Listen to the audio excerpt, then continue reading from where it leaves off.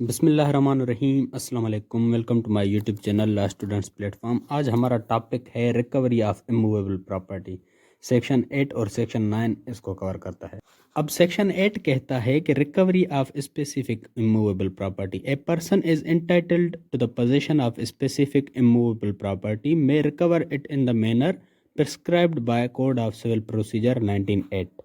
ये सेक्शन कहता है कि अगर कोई भी बंदा किसी भी स्पेसिफिक इमूवेबल प्रॉपर्टी से इंटाइटल्ड है, यानी उस प्रॉपर्टी का मालिक है, तो वो उस प्रॉपर्टी को सीपीसी में बताए गए तरीके के मुताबिक रिकवर कर सकता है। सेक्शन 8 ये कहता है, यानी अगर कोई भी बंदा किसी भी प्रॉपर्टी का मालिक है, उसको इंटाइटल्ड है उस प्रॉपर्टी का, तो वो उस प्रॉपर्टी को किस तरह से रिकवर कर सकता है। सेक्शन 8 कहता है कि सीपीसी में दिए गए मैनर के तहत वो इस प्रॉपर्टी को रिकवर कर सकता है।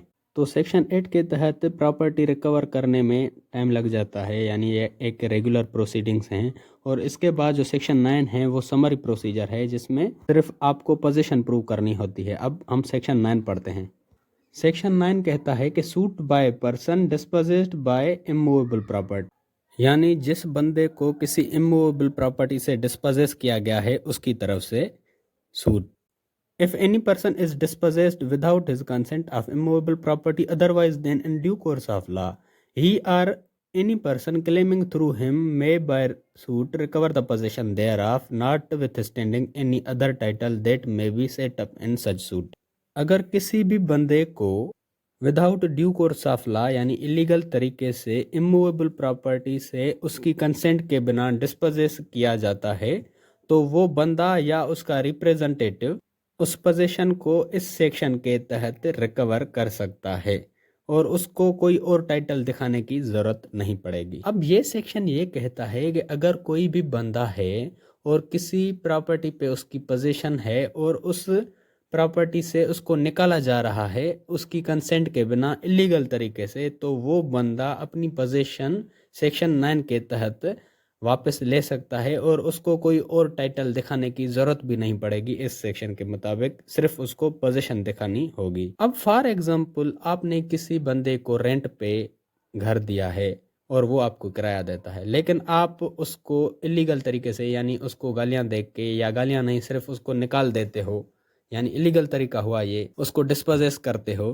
तो वो बंदा कोर्ट में जाके सेक्शन 9 के तहत कोर्ट में ये कहेगा कि इस प्रॉपर्टी पे मेरी पोजीशन थी और मुझे इलीगल तरीके से मेरी कंसेंट के बिना निकाला गया है। तो कोर्ट क्या करेगी, कोर्ट उसको ये पोजीशन वापस दे देगी। अब यहाँ तो ये बंदा लीगली तरीके से पोजेस्ड था, यानी आपको किराया भी देता था और लीगली यहाँ रह रहा था। लेकिन अगर कोई भी बंदा इलीगल तरीके से रह रहा है लेकिन वहाँ उसकी पोजीशन है, मिसाल के तौर पर वो बंदा है और वो आपकी जगह पे रहता है और वो आपको किराया नहीं देता, और आप क्या कहते हो कि आप उसको निकाल देते हो इलीगल तरीके से, तो वो भी बंदा इस सेक्शन के तहत जाता है और कहता है सिर्फ उसको ये साबित करना होगा कि मेरी यहाँ पोजीशन थी और मुझको मेरी कंसेंट के बिना इलीगल तरीके से निकाला गया है। तो कोर्ट क्या करेगी कि कोर्ट उसको ये पोजीशन वापस दे देगी। यानी अगर कोई भी बंदा लीगली तरीके से पोजेस्ड है या इलीगली तरीके से पोजेस्ड है और उसको डिस्पोजेस किया जाता है, तो वो सेक्शन 9 के तहत कोर्ट जा सकता है और वो अपनी पोजीशन ले सकता है। अब मिसाल के तौर पर आपकी जगह पे कोई बंदा रहता था, ठीक है, और आपको वो किराया नहीं दे रहा था, आपने उसको डिस्पोजेस किया, वो कोर्ट गया, सेक्शन 9 के तहत उसको पोजीशन मिल गई। अब आपके पास कौन सी रेमेडी है, यानी आप वो पोजीशन वापस अपनी कैसे ले सकते हैं। आप सेक्शन 8 के तहत जाएंगे, जो सेक्शन हम अभी पढ़ के आए, सेक्शन 8, जहाँ पर अगर कोई भी बंदा किसी प्रॉपर्टी का ऑनर है, यानी आप ऑनर हो और वो इमूवेबल प्रॉपर्टी है, तो वो सेक्शन 8 के तहत जाएगा और वो अपनी प्रॉपर्टी को इस तरीके से रिकवर कर सकता है जो तरीका सीपीसी में दिया गया है। तो उम्मीद है कि यहाँ तक आपका कॉन्सेप्ट क्लियर हो गया होगा। यानी अगर एक बंदा इलीगल तरीके से रहता है और उसकी पोजीशन है, या फिर लीगली तरीके से रहता है और उसको डिस्पोजेस किया जाता है, यानी आप उसको डिस्पोजेस करते हो, आपकी जगह है, वो किराएदार था, वो किराया नहीं देता था, आपने डिस्पोजेस किया, यानी आप कोर्ट नहीं गए लेकिन आपने अपनी जोर पे, अपनी ताकत से उसको निकाल दिया, तो वो कोर्ट जाएगा, सेक्शन 9 के तहत अपनी पोजीशन वापस लेगा, उसको पोजीशन वो मिल गई, ठीक है। अब आपकी प्रॉपर्टी है, आपको वापस कैसे मिले, यानी आप अभी भी उसको निकालना चाहते हो तो आप सेक्शन 8 के तहत जाएंगे, जो हमने सेक्शन अभी पढ़ा। सेक्शन 8 में ये कहता है कि अगर आप की इमूवेबल प्रॉपर्टी है और आप एंटाइटल्ड हो, यानी आप ओनर हो इस प्रॉपर्टी के, तो आप उस प्रॉपर्टी की पोजीशन सेक्शन 8 के तहत ले सकते हैं। और सेक्शन 8 में कहा गया है कि उसमें सीपीसी में जो प्रोसीजर दिया गया है उस तरीके से आप वापस ले सकते हैं। अब दूसरे पैराग्राफ में कहता है, nothing in this section shall bar any person from suing to establish his title to such property and to recover the possession thereof. इसमें कहता है कि ये सेक्शन किसी भी बंदे को रोकता नहीं है कि वो अपना टाइटल एस्टेब्लिश करे। एस्टेब्लिश करने से नहीं रोकता। जैसे मैंने आपको बताया कि आपने उस किराएदार को डिस्पोजेस कर दिया, फिर कोर्ट ने उसको वो पोजीशन वापस दे दी, तो आपके पास सेक्शन 8 के तहत रेमेडी है कि आप अपना टाइटल एस्टेब्लिश करो। यानी आप कोर्ट जाओगे सेक्शन 8 के तहत और आप कहोगे कि इस प्रॉपर्टी पे मेरा टाइटल है, यानी आप टाइटल वहाँ एस्टेब्लिश करोगे तो उस बंदे को फिर निकाला जाएगा, कानूनी तरीके से कोर्ट निकालेगी और आपको अपनी प्रॉपर्टी की पोजीशन मिल जाएगी। तो सेक्शन 9 किसी भी तरीके से किसी भी बंदे को अपना टाइटल एस्टेब्लिश करने से रोकता नहीं है। यानी वो अगर उस बंदे उस प्रॉपर्टी का मालिक है तो वो अपना टाइटल एस्टेब्लिश कर सकता है सेक्शन 8 के तहत। सेक्शन 9 ये कहता है कि ये सेक्शन 9 किसी को रोकता नहीं है एस्टेब्लिश करने से। तीसरे पैराग्राफ में कहता है, no suit under this section shall be brought against the federal government और प्रोविंशियल गवर्नमेंट। इस सेक्शन के तहत फेडरल गवर्नमेंट या प्रोविंशियल गवर्नमेंट के खिलाफ सूट दाखिल नहीं हो सकती। अब मिसाल के तौर पर आप एक प्रॉपर्टी पे रहते हो, आपकी वहाँ पोजीशन है और वो प्रॉपर्टी सरकारी है और सरकार आपको डिस्पोजेस करती है, यानी फेडरल गवर्नमेंट आपको डिस्पोजेस करती है या प्रोविंशियल गवर्नमेंट आपको डिस्पोजेस करती है, तो उसके खिलाफ आप सेक्शन 9 के तहत नहीं जा सकते। लेकिन अगर कोई आम बंदा है, उसकी प्रॉपर्टी है, उसकी प्रॉपर्टी पे आप रहते हो, आपकी पोजीशन है और वो आपको निकाल देता है, तो उसके खिलाफ आप सेक्शन 9 के तहत जाओगे कोर्ट और कोर्ट आपको पोजीशन दे देगी। लेकिन अगर आपको गवर्नमेंट डिस्पोजेस करती है, प्रोविंशियल गवर्नमेंट हो या फेडरल गवर्नमेंट, तो उस गवर्नमेंट के खिलाफ आप इस सेक्शन के तहत नहीं जा सकते। और अगले पैराग्राफ में कहता है, no appeal shall lie from any order or decree passed in any suit instituted under this section nor shall any review of such order or decree be allowed. अब इसमें कहता है कि अगर कोर्ट ने एक फैसला दे दिया, यानी आपने जिस बंदे को डिस्पोजेस किया था, किराएदार को, वही हम मिसाल लेके आ रहे हैं आखिर तक, आपने किराएदार को डिस्पोजेस किया था, कोर्ट ने उसको यानी सिविल कोर्ट ने उसको पोजीशन वापस दे दी, तो आप सिविल कोर्ट के खिलाफ अपील दाखिल नहीं कर सकते हाई कोर्ट में, या इस फैसले का रिव्यू आप हाई कोर्ट से नहीं ले सकते। यानी अपील भी आप दाखिल नहीं सकते और रिव्यू के लिए भी आप ऑर्डर नहीं ले सकते।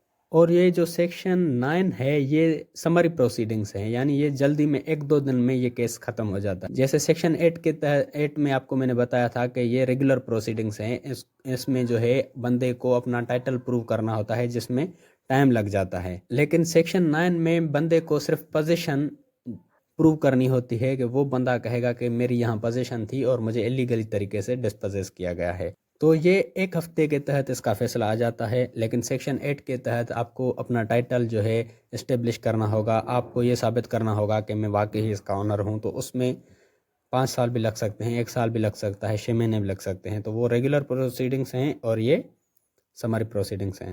Plaintiff has to file suit within 6 month after dispossessing him. यानी जिस बंदे को डिस्पोजेस किया गया था, यानी जिस किराएदार को आपने डिस्पोजेस किया और डिस्पोजेस होने के बाद उसको 6 महीने के अंदर कोर्ट जाना होगा। यानी कोर्ट को वो कहेगा कि मुझे अभी तक 6 महीने नहीं हुए, लेकिन अगर आपने आज उसको उस प्रॉपर्टी से निकाला, डिस्पोजेस किया, लेकिन वो 1 साल के बाद जाता है, तो कोर्ट उसको जो है इस सेक्शन के तहत रिलीफ प्रोवाइड नहीं करेगी।